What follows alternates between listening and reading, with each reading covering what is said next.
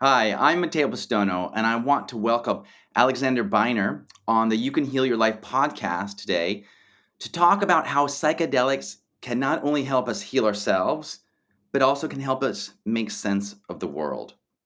Alexander is a writer, a psychedelic retreat facilitator, a podcaster, does a lot of things, and his forthcoming book that comes out in June, The Bigger Picture: How Psychedelics Can Help Us Make Sense of the World. We'll be discussing that today and a bunch of other things having to do with psychedelics. I should mention that Alexander is also the one of the executive directors of the Breaking Conventions um, Summit, which is Europe's largest conference on psychedelic science and culture. And so, from England, I'd like to welcome Alexander Beiner. Welcome, Ali. Thank you very much, Matteo. It's good to be here. Nice to see you again. In 2021, you participated in a groundbreaking research trial at Imperial College London investigating the effects of the powerful psychedelic substance dimethyltryptamine, otherwise known as DMT. So these days, we hear a lot about psychedelic research, and much of the research on psychedelics is focused on therapeutics for some of the most widespread mental health conditions like depression, anxiety, eating disorder, PTSD, obsessive compulsive. The research trial that you participated in was on healthy individuals, right? So there's a lot to talk about today, but I want to just start out by asking you if you could just help frame us. What is DMT? Because it sort of seems like it's sort of like your partner in crime right now. Like it was almost seemed like it was the co-author of the book. And Yeah. so, and maybe talk about it experientially, like because some of our listeners, they might know about psychedelics with their experience on LSD or psilocybin or mescaline or ayahuasca or even other altered states of consciousness. So, where does DMT fit into this? Yeah, so DMT is it's what's known as a classical psychedelic. So the that last bit of the full name of the molecule, tryptamine,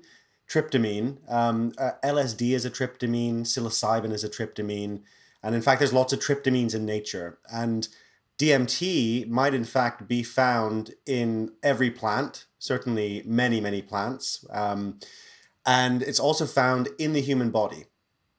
And we don't know why yet. There's theories that it might be related to dreaming or released in huge quantities or in some quantities during near death experiences, perhaps during birth, perhaps during death. So it's a really mysterious molecule. Um, Normally, DMT is ingested through vaporizing it. And that experience lasts about 10 minutes. Now, that is also considered one of the weirdest, most out there experiences, psychedelic experiences there is, because what people report in those 10 minutes is um, very often going to a completely different reality that's also populated by beings and entities, which take on a huge variety of forms. Usually, they're either indifferent to us or they are really interested in us sometimes. Very occasionally, they're not happy we're there, but that's actually quite rare in the research. Um, the most common, when there was a big research study that happened in 2021 looking at people who self-report taking taking DMT, but ingesting Reddit obviously as well because they were from the Reddit RDMT thread, many of them. There's thousands of people filled in a questionnaire and they were asking them, well, what do you actually see? What are these entities? And the most commonly occurring one is a female deity, which is sort of roughly around 40% of people encounter some kind of divine feminine. But there's a huge variety. There's aliens, there's robots, there's elves, is very famously is what a lot of people report. The least common one was an entity wearing a top hat, but 11 people saw that, which is pretty fascinating, you know. So it wasn't just one person. So people go and have this experience, have this wild, really like roll. It's basically like being going from 0 to 1,000 miles an hour. Everything is very intense. You have an intense ringing in your ears, an incredibly real. In fact, people often report it as being realer than real. There's a sense that this is very common, in fact, in the research. It's not a sense of I'm hallucinating, it's a sense of I am in a different place. And so, of course, there's a lot of interest around this, and people have been trying to figure out for years what does this mean. Graham Hancock wrote a great book called Supernatural some time ago, which looked at the link between the UFO abduction experience and the fairy abduction experience from before UFO encounters. We used to experience getting abducted by entities or fairies, and that's around the world, in fact. So he was looking at, is there a link there? Could these be related to DMT? Very often those experiences happen at night when people are alone. And that could be, we know that some people have spontaneous releases of DMT. So that's a possibility. Also, some research has suggested that it's similar to the near-death experience. I'm a little bit skeptical of that. And some of the researchers I know also point out that it is actually a lot more like the alien abduction experience. In a near-death experience, people often have the experience of being surrounded by family and loved ones and a kind of light that they're moving towards. Mm-hmm. Experientially, the DMT experience is actually very different. You don't know anyone or anything that's in that space. It's very, very alien. So normally, like I said, you ingest it through vaporizing it, or it's one of the active ingredients in ayahuasca, which people might have heard about, which is a plant brew from the Amazon. And with ayahuasca, the reason it's vaporized normally is because it's not orally active, but the ayahuasca blends it with a plant that makes the enzymes that would kill it in your gut inert, so that you can actually have orally active DMT, which is a longer experience of, say, maybe 3 or 4 hours or so. So this study at Imperial College London, which was actually in 2022, kind of early Can I ask 2022. you, Ali, before we get into the study at Imperial College, I'd like to ask you, so it's a question about agency and so you talked about DMT being perhaps the most powerful psychedelic molecule or psychedelic substance that we know, at least right now, that we can ingest to have this altered, perhaps altered state of consciousness, or perhaps more real state of consciousness than the hallucination that we're experiencing right now, which I've read some of the studies that some people say this. But in any case, this question of agency, we vaporize it or whatever method that we ingest the DMT, because if one is on LSD or other classic psychedelics, there's often the sense that I know that I'm tripping, and that there's a weirdness about it, but there's some seemingly isn't this experience where the experience that you're having is you. And it seems like with DMT, the experience and the awareness of the experience are one and the same. So could you talk about this agency question? Yeah, agency is a very important word in DMT, in NN-DMT, which there's two types of DMT, which I'll get into in a bit. The DMT I'm talking about. So yes, you do retain your agency with DMT, but language is kind of fails in some way. So you have a sense of you. It is an altered sense, an expanded sense, and a deeper sense of who you are. But you also, it's a very relational experience in that you're relating to different entities or a different reality. And of course, implicit in that is that you are there, because you can't relate if your ego is completely dissolved. So you are present. You might feel disembodied in the sense that you feel like you're out of your own body and you're floating somewhere else. That was certainly a pretty pronounced part of my experience. Not always, but very often, and that's quite common. And in fact, Rick Strassman, who is the doctor who conducted the first DMT study after everything was made illegal in the early 70s, he conducted a study in the mid 90s. And he wrote a book about that In called Texas, no less, if I'm not mistaken. New Mexico. New Or sorry, Mexico. New Mexico. Mm. Yes, yes. Yeah, the home of aliens. So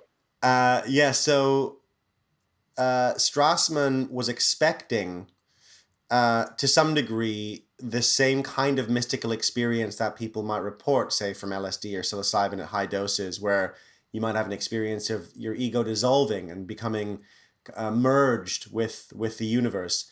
And instead, people reported the opposite in some ways, a very different type of mystical experience where it was deeply relational and there was a whole lot of something everywhere in a very overwhelming way. So Strassman later wrote another book where he suggested actually a better way to make sense of DMT is looking at the kind of mystical experiences we see in the Abrahamic religions and, for example, the Bible. So, Moses encountering the burning bush and receiving a message and having to go and do something in relation to that and bring something back to his people, that is the kind of experience that Strassman's arguing we're having on DMT. And in some sense, it's prophetic, right? So there's a element of receiving knowledge from beyond and then bringing that knowledge back. Whereas the other type of DMT, 5-MeO, is very much a non-dual ego-dissolving experience. It's fascinating that these two different types of the same molecule have these radically different outcomes when you ingest them. Right. So Ali, you participated. You were recruited. There was a study at Imperial College London in London.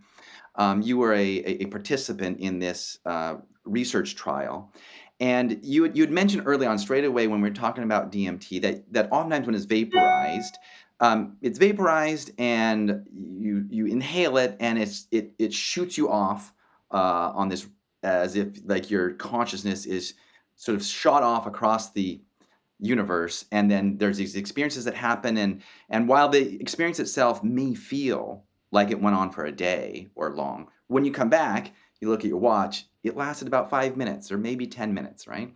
In this research trial, which was novel in a sense, it was a very high dose, and it was continuously administered intravenously for about 40 minutes, if I'm not mistaken. So, like, for anybody that's been on DMT, this is the idea of that is truly extraordinary. Just the notion of it. So, can you talk about? I mean, this was a research trial at the one of the most famous universities that's part of the current psychedelic renaissance in the research and medical research. Could you talk about being part of this trial and about this about how it was all administered? Yeah, sure. Yeah, and it was as extraordinary as it kind of sounds. The trial was really investigating what happens and what we encounter. So rather, like you said in the beginning, rather than a trial looking at mental health treatment, even though that was somewhere in the study design, they were wondering, could this be a useful mental health treatment? But it wasn't the primary objective. It was really the primary objective of the study I was in, which was the dose finding study. We were the guinea pigs of the guinea pigs, was to see what is the correct dose to give people. And there's a lot of complexity in that that I don't understand because I'm not a neuroscientist or a medic, but it really depends. There's a whole question of how fast your body's metabolizing it, how much to pump in. They use a bolus, which is basically like a higher amount of it that gets immediately injected, and then they kind of taper, and then they keep pumping it at a certain rate. And what they were trying to do was keep us in a high, kind of high dose plateau. They wanted to keep us at about well, we had this rating system. So every now and again in the headphones, I'll talk a little bit more about what actually it looked like and what we were doing, but we had headphones on and a blindfold and with kind of very, very non-invasive, very spacey music. And every now and again, a voice would come in and say, minute 15, intensity rating 0 to 10. And you'd have to say a number out loud, and then a scientist would note it down. Because you're in a clinical setting, correct? Yes, Right. exactly. You're in a hospital room and it's a hospital room. It's not, there's like, they put like a kind of hanging on the wall. They tried a bit to make it a little bit more of a friendly place. However, I would say that it didn't really matter so much because you have a blindfold on, and you have headphones on, and you're lying back in this bed, like a kind of big dentist chair style, hospital bed. You have a cannula, in two cannulas in the veins of both arms. One is connected to the pump with the DMT in it, and the other one is connected to, is basically there to take blood. And there's a medic who is usually a psychiatrist sitting on the other side, taking blood samples every 2 minutes or 3 minutes to look at the blood concentration of DMT. I was there, and Amazing. yeah, and it was very science fiction. It was very sci-fi. It was a real like it was right when the movie Dune came out too. So I remember talking to one of the nurses about Dune when he was putting the cannulas in. So it just had a real sci-fi feel to it, and it was really exciting because I think there was 11 people on that dose finding study, and we were all very experienced psychonauts. So we'd all had a lot of experience with DMT and other psychedelics. Yeah. Right. Yeah. And I believe 9 of us completed it. I think a couple people, it was quite intense, and it took quite a while. It was a few months, because it was multiple dosing. So there was the placebo dose, which was boring and very obvious. And a big, I'd been really training for months, and really been healthy, and was working with a coach, Trish Blaine, who specializes in sort of non-ordinary states and how to navigate them. And I've been working with her for a number of years. So we were kind of planning the dosing. Okay, how am I going to navigate? How am I going to, especially the first few minutes is incredibly intense. So I'll talk about that in a moment. I'll talk about like actually what happens. But and I wanted to also think about how am I going to interact with entities, But I also had a mission. I had like my own personal mission, which was, can I receive any useful information about the state of the world, and how we might make sense of it better, and whether we might do things differently as a species. Like really lofty kind of goal of like, well, like this is a pretty innovative study, why not? Let's just see. So the placebo dose was the first one, and you're lying there, and they don't tell you when it's going to come in. It was at about minute. I knew what minute it was eventually, but it was quite that wait for the DMT to come in was really one of the most anxiety provoking parts of it, because the anticipation was very, very intense. So after the placebo dose, I remember, was waiting. Obviously, you're just waiting the whole time. But then I knew that the rest of them would be real doses. So then it felt even more intense And then you waiting. had the placebo dose on the first go. So On the first go, yeah. So the next time we went in, again, you go through this process of, firstly, you do a lot of different tests, a lot of cognitive tests. I hated them, actually. They were awful. They're really like neurological, sort of staring at a computer screen, pressing a button kind of, and they didn't really tell us what the tests were or why. I still don't really know, actually. And we were wearing an EEG cap. That took about 40 minutes to put on. So it's like a squid helmet, I called it, So right, it's got where like you have all of the attachments, and you have all of these wires coming out of your little head. suckers. Yeah, these little kind of like tiny little suction cups, and each of them is put on individually with like a bit of a kind of a gloopy lubricant thing, so that it kind of conducts. And so that, they put that on. Lisa Luan is the name of the PhD student who is really running most of the day-to-day of the study. And Chris Timmerman is the neuroscientist who created it and was kind of in charge of it. So occasionally Chris would be there, but often it would be Lisa and somebody else actually, sitting, putting the suckers on. And sometimes I'd do a questionnaire, before then. And then eventually we'd get onto the bed and have the cannulas put in. The medic would, usually be there by that point. There was a lot of medical stuff going on. There was blood vials all arranged, and like a whole to do. And then you're hooked up to the computer, which has got the EEG live on it. And then they did a body scan, and kind of a lot of I was consciously doing a lot of relaxation exercises myself, usually. Yeah. And then you lay back and the music starts, and you got the blindfold on, and you're getting the minute 3 intensity rating, 0 to 10, and nothing's happening. And then suddenly it kicks in incredibly fast. You can feel it kind of hit, I could feel it in the vein of my left arm.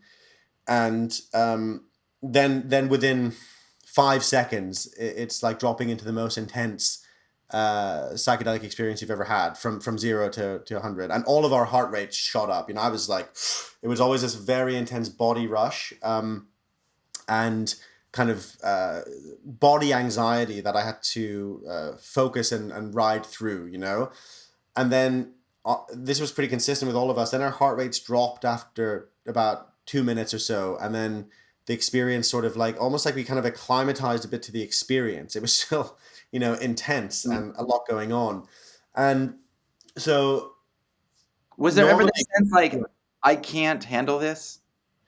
no, yeah, well, some part of my mind, yes, but um, also, yeah, I think just from experience, I was. Oh, and probably out of pride, they they did say you can stop at any time, which with DMT is true. You could pretty much stop the pump, and within the next 5-10 minutes, perhaps, it would certainly start decreasing immediately. Um, but it is just so fascinating as well, So I felt very supported, to be honest, by the DMT, by the experience itself. I really started to understand it as what I call a teaching presence. Like it had a intelligence and a real healing quality to it, which I was not expecting. Right. So in that sense, I was, even when things were really weird and intense, there was a kind of purpose to things, and I had a trust in it. I had a trust in the process and a trust in what I was experiencing. And also just embodying a kind of curiosity, like a deep curiosity, as like a practice of like, great, like not jumping to conclusions, not making any assumptions about what I was experiencing, trying to really be kind of practice like an internal science and be really discerning Mm, and present. And that really right. helps with the psychedelic experience. If you stay grounded and present, and also to breathe, using my breath was really key. Right. Um, Ali, and before we go into the teaching presence, because I'd like to spend a fair bit of time talking about this teaching presence, yes, I have a feeling that some of our listeners are going to ask, when we talk about psychedelics, of course, one of the first topics that is usually brought up is the importance, as important as the substance, the set and setting, right? yes, What is your attitude? What is your mindset? And what is the setting? What is literally the internal, but also very importantly, the external setting? So, I mean, what you're talking about, I mean, it's very clinical, super science, like you sort of said it was a bit sci-fi. I mean, this was not a jungle ayahuasca with the maestro, shaman in this traditional setting or whatever other traditional settings. So, can you talk about briefly about the context of that, how Mm. that may have played a role, or maybe it didn't. I don't know. Yeah. Well, I would say it certainly played a role in my experience because, like you said, it always does. And case in point, Rick Strassman's study was in New Mexico, and a lot of people had very alien abduction type experiences. Is that because it was in New Mexico? Maybe it is pretty consistent, but that could have been enhanced. Um, so I would say, in a way, so setting is of course beyond your control, and there's certain settings that are really help to give a safe and beneficial psychedelic experience, like for example out in nature where there's space and there's a kind of connectedness, or in a beautiful room or in a ceremonial setting where there's a real attention given to the space and how it's held. That's really, really important. There is also an element of setting, which is that the setting is what you make of it, right? And Mm. so it's about your attitude in relation to the setting. And for me, had I felt, oh, this is a hospital, it's horrible, I can't believe I'm doing it here, probably it would have been negative. I didn't feel that. And Mm. there's probably a few reasons for that. One was that I've been in many, maybe 50 ayahuasca ceremonies, and many of them in South America. And while they're really beautiful and healing, often they're quite alienating because they come from a culture that's not my own, and it has its own cosmology and way of doing things. And, it can be really powerful to learn from those cultures. But ultimately, a hospital room in London is kind of closer to what I grew up being used to. It's the same kind of buildings, it's the same kind of there's structures around it. So there's that element, and then there's also the element that my wife works at Imperial. I knew both Chris and Lisa personally. So I didn't feel like I was in a room with strangers. You know, it was, I know the people who lead Imperial, and I really respect and like them, and I trust them. So I felt like I was sort of in a container that I felt safe in. And it was great actually having a medic beside me, because I thought, well, you know, if anything goes wrong, I'm in a hospital. So that actually kind of helped. For sure. For sure. Yeah. Great. Mhm. So let's get into this teaching presence. So, and let me just say this also for the listeners. Throughout the book, the bigger picture, Ali's book, um, everything that we're talking about, he weaves in an amazing sort of storytelling, but also giving you the hard science, and also, just as the title says, actually, this bigger picture. Like, he gets to the minutia of taking DMT, but what does it mean not only for himself but for the world and for you and I. So I just want to sort of throw that in there because it was a brilliantly crafted book. I read an early draft of it. Thank So you. let's get into this teaching presence. You've said that you met something, or there's the Mm. teaching presence, but you've mentioned this a few times already before about entities, about intelligences, this thing that people oftentimes meet, or things that people encounter during the DMT exploration. So, when you talk about the teaching presence, can you also address this question? Because I actually had this question when I read the book, and Mhm. I'm keen to ask you, like, uh, are they out there, or is it within, or does it matter? Yeah, that's the question with DMT. And yeah, no, it's interesting to hear you have that question reading the book, because I had the question writing the book. That was an ongoing inquiry, and really no one knows. Of course, I have my own opinions on it from my experiences and from the research. Um, and I think it is, well, the question is impossible to answer in our current view of reality in the West, which is materialism. So the idea that the only thing that's real is matter and stuff, and consciousness is a byproduct of that. Now, that mindset or that worldview is really incompatible with the DMT experience for many people. And in fact, many people who take DMT, or psychedelics in general, tend to become more panpsychist, for example, or idealist, which is a view of reality where consciousness is either an intrinsic part of matter, or on the other, even further, idealism is the idea that the universe and reality is fundamentally mental. It's like a single mind dreaming itself, you know. So we see that kind of echoed in Hinduism, for example. Certain schools of Buddhist And thought as well. Yeah. yes, of course, and a big part of Buddhist thought. So I am certainly lean much more heavily towards a panpsychist view, or an idealist view.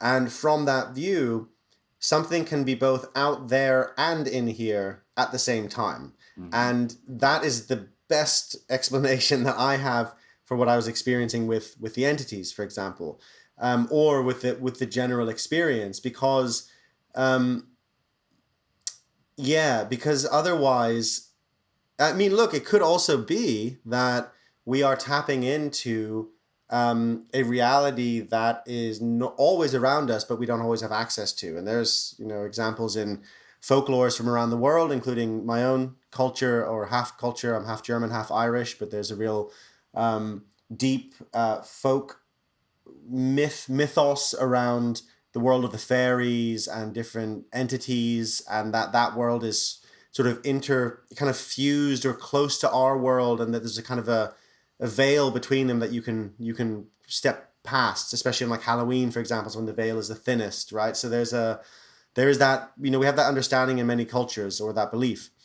So in that sense, I think they are I think they are out there. I mean, I think what the question is are they independent of our own perception? These entities, right? Like if a tree falls in the forest, there's no one around to hear it. It's that question. If I'm not there, and the entities just non-existent, I think they are there. I think the form that they take when we encounter them is a lot of our own overlay, and our mind or our brain trying to make sense of what we're seeing, but that there is a something there. That's where I've landed on with it. Yeah, Right, right. So which great. is So let's yeah, talk which about this teaching presence and the role that yeah. it played, because I couldn't help but feel as though when I was reading your book that it was a little bit like your own personal Greek mystery school. Like you got to like step back into the temples and drink the kuchion at the temples and whatnot. But in any case, like this teaching presence is like thread throughout your book.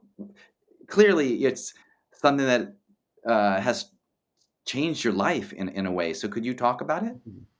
Yeah, yeah. So teaching presence is a term I use for the experience that I had and have usually on often on psychedelics of being in contact with some intelligence, or yeah, let's say intelligence, or presence that is much wiser than I am, and that I often learn about myself and about the world, but very often my own inner world through a kind of dialogue with that presence.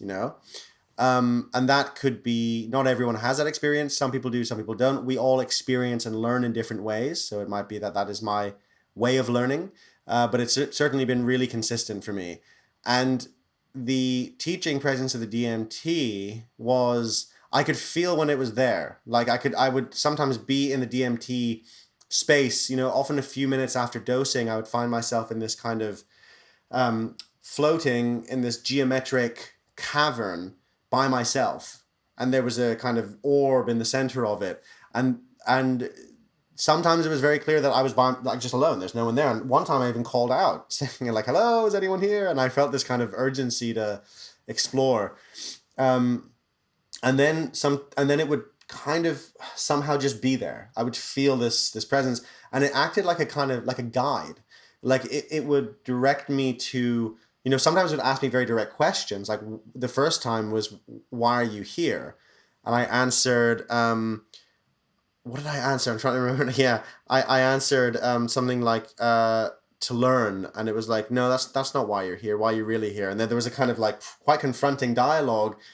And then I think I said for novelty, and then it took me not out into like hyperspace, but like really deep into my own emotions and to feeling my emotions, to a very to like an unresolved situation in my personal life that was really affecting pretty much all of my relationships and my trust in people, really like kind of like deep seated relational issue. And it was like, you got to sort this out. You got to come into right relationship around this. And if you, because it's holding you back. And it was like, if you want to see aliens, you've got to sort out your baggage. It's like, if you imagine you're traveling with bags, your bags are wide open and all your emotional baggage is like not sorted out in this regard. So you got to sort that out, and then you can travel. And of course, I'm still sorting that out. But uh, and I did get to travel in later dosings. But what was fascinating and really unexpected to me was that each dosing, it was the same presence, and there was a new teaching, which was often around trust and intimacy, and it was like a continuation each time. And the sophistication of the teachings was totally extraordinary. And I've taken a lot of psychedelics for personal growth and personal therapy, and this was, I think, the most I would say like clean and incisive and direct teachings. And so that was astonishing. I was often in awe. I was like, wow, that was incredible. Right. Yeah, yeah. How did you? I believe it was Dennis McKenna. Did he not say? Or no, sorry, Terrence, not Dennis, his Mm. brother, Terrence McKenna. The sort of what do we call him? The He's called the Bard in the psychedelic world. He was a right, kind of right. philosopher, Truly, psychedelic philosopher. a psychedelic philosopher, and he one time warned about not giving way to astonishment. Yes. Right? Like, don't like still engage, like don't get all starry eyed. Yeah. Like you can still. I sometimes thought about that even with like people that we respect so much that when we're in their presence we can't talk to them, and so then you can't extract a nice conversation or a bit of wisdom. So what you were just talking about is this: how did you not become just overwhelmed with? Excuse me. how could you not become overwhelmed with astonishment? Well, yeah, that phrase by Terence McKenna was one of my mantras and training exercises to Oh, really focus on it, and to think, okay, that exact question. I was like, how am I going to not give way to amazement and be like, what's going on? Um, I would say the simple answer is concentration.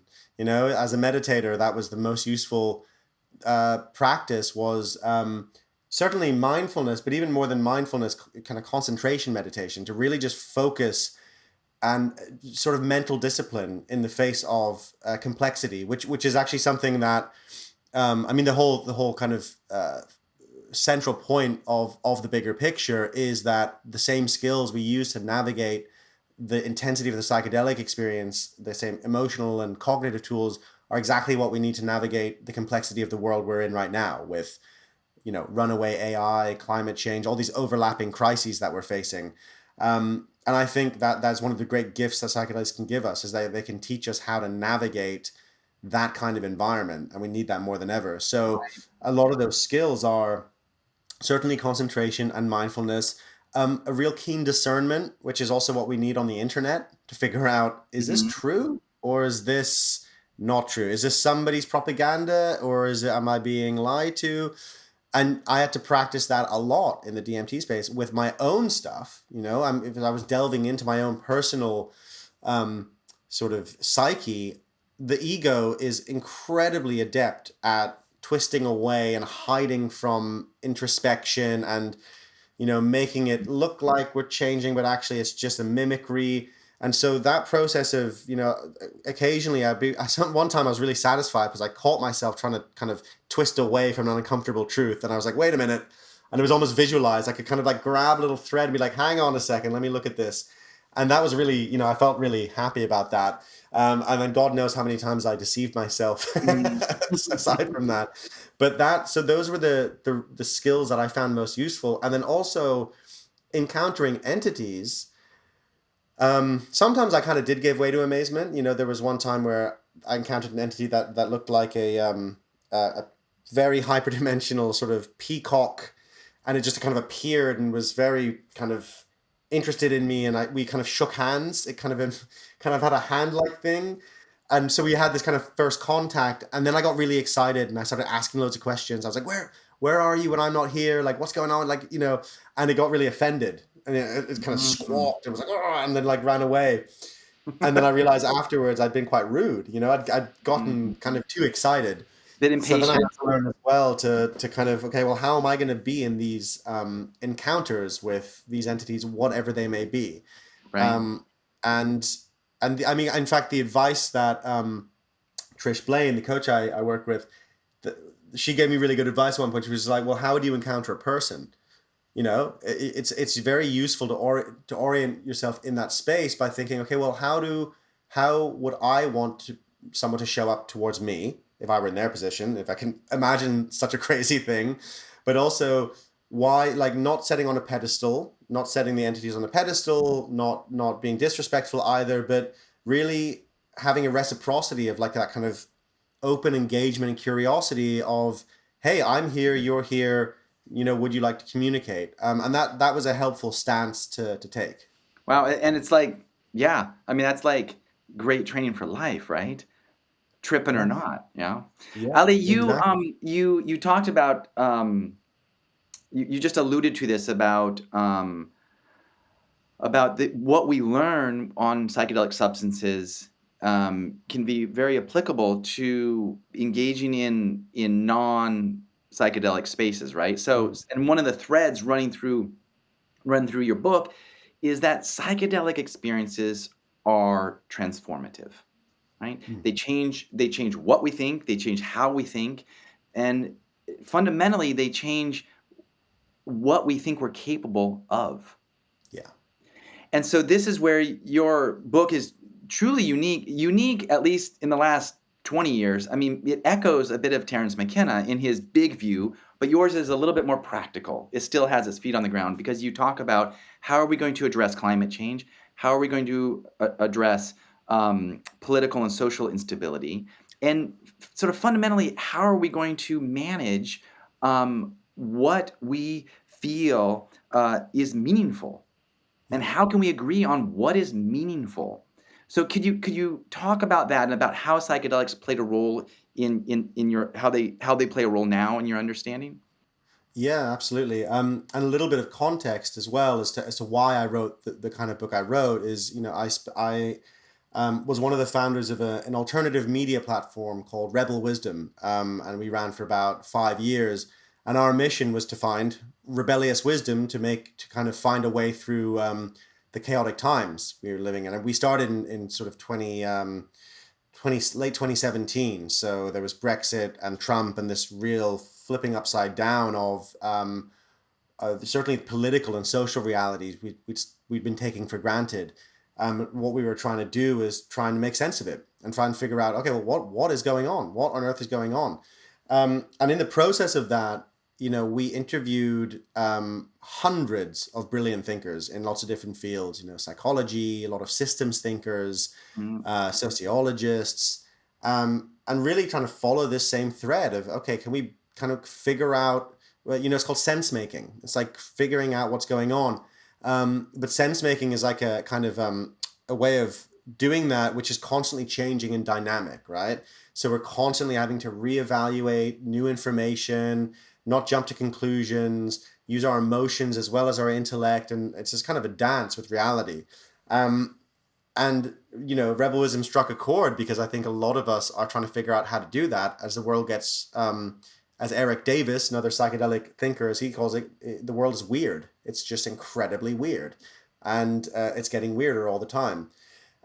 So one of the, some of the things we uncovered in that process was that really we're going through at this time in history like a big crisis. So it's so big that it's actually hard to even grasp how big it is because it involves so many different aspects of our lives.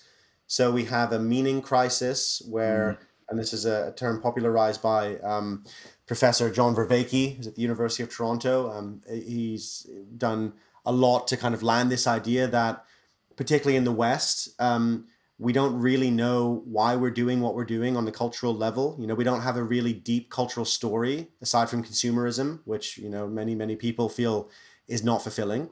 It's kind of this kind of addictive quest for filling a void, a spiritual void, and a mm. meaning void. It doesn't even have to be spiritual. So we have this meaning crisis, and then we have, of course, our environmental crisis. We have technology that is so advanced that we don't know how to, we haven't matched it with our own moral and spiritual development. And it's all happening at the same time.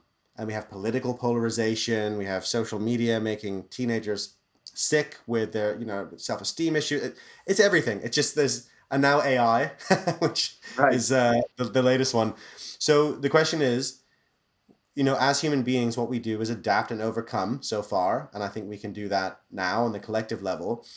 But the first stage in that is literally seeing the bigger picture and reframing how we see the world. Now, psychedelics, Mm, I describe them as reframing agents. So it's like if you're wearing a pair of glasses and they're just not giving you a full picture of the world. Psychedelics are this process of taking them off. So is mindfulness, in fact, and this is also a metaphor I borrow from John Vervaeke. It's like looking at the frame you're looking through the world at and going, oh, wait a minute, this is scratched, this is smudged. I'm gonna clean my frame and then put it on again, and now I have a bigger picture of the world. I can see more. I can, and usually what we're seeing more of is the nuance, the complexity of the world. So often our political polarization, for example, is black and white, yeah. good guys, bad guys. We don't get the nuance of each other's positions. Often we do if we meet face to face, but of course social media doesn't allow for that very easily. So we get into these very deeply polarized positions, and of course the media, really works Exacerbate that. on Mm, enhancing that and exacerbating it. But really, the problem is us as human beings. We have to find ways, or have the opportunity to find ways to think differently and see the world differently. And like you pointed to, that also means like seeing our potential and the possibilities for radically transforming the way we're doing things. That mhm. it's about like the how, and how we're living, how we're showing up, what we value is really important. And then also all the way down to what is reality in the first place? You know, if we have a cultural story that the world is made only of matter and things, then it kind of makes sense why we would be consumerist and destroy the planet and just keep buying stuff. Completely Because, nihilistic well, then. Yeah. yeah, it's not. It's like, well, why not? Like, you might as well. There's nothing after death. There's no meaning to life. That's the cultural story that we have, and so we need a new cultural story because I don't think that story is true empirically, spiritually, scientifically at all. It's out of date, and so we need a new one.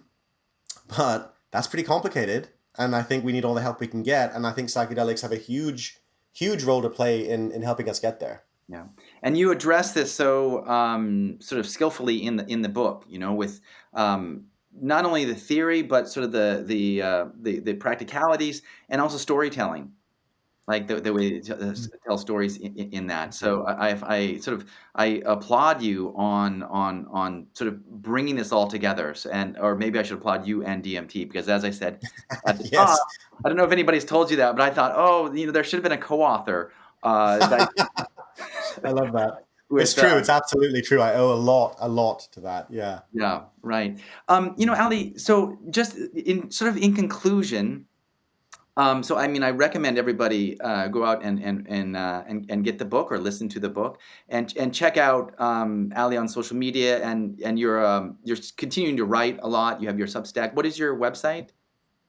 So my website is alexanderbeiner.com, and my Substack is also called The Bigger Picture. So it's actually one of the top 15 in the science category, even though I write about more than just science. That's how Substack decided to label it. But yeah, so I write about a lot of the topics that I also cover in the book. Yeah. Yeah. So again, I'd like to congratulate you on the book, and thanks for coming on the podcast today. And maybe you can just send us off with one last word of wisdom that you brought back from your explorations with DMT. Yeah. Well, maybe a couple of words. I think probably what I was left with most, particularly after my last dosing, which was the really I big didn't one. ask you how many dosings did you have, Ali. I didn't ask you. Four Mm, dosings, five including the placebo dosing, but okay. four actual dosings. Yeah, so I went in there five times, which is kind of crazy to think about now. It was such an ordeal each time. Mhm. But yeah, I think my big takeaway was that reality, like when we look up into outer space, we get a sense of how vast reality is. But it seems empty and not full of intelligence because we haven't found intelligence in outer space. But I think if we can entertain the possibility that the universe is equally vast, but in inner space, and that there's an equal depth of intelligence and other life out there, we don't know if that's the case, but DMT really opens the possibility that that might be the case. And I think that possibility is really, really exciting because of really what it says about our place in the rest of reality as humanity. Wonderful, wonderful. Thank you, Ali, for coming on the podcast. And I encourage everybody to go out and, like I said, go out and read the book. Thanks so much. Thank you. Thanks, Matteo. It's a pleasure.